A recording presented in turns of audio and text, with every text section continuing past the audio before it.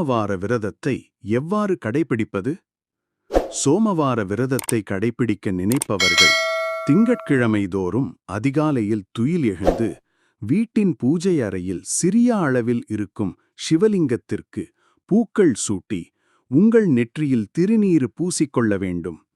சர்க்கரை பொங்கல், பாயசம் போன்ற உணவுகளை படைத்து சிவனுக்கு நைவேத்தியம் செய்து சிவ மந்திரங்கள், சிவபுராணம் போன்றவற்றை படித்தல் வேண்டும்.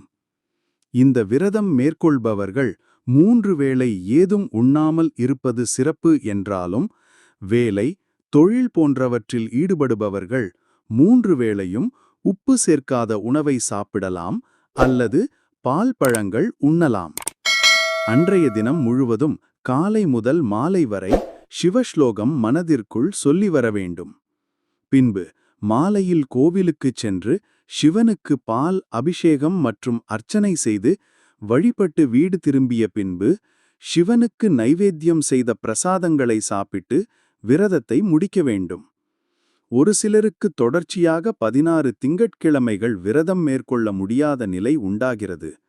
அப்படிப்பட்டவர்கள் விரதம் மேற்கொள்ளாத திங்கட்கிழமைக்கு அடுத்த திங்கட்கிழமைகளில் சிவனை வழிபட்டு விரதத்தை தொடரலாம்.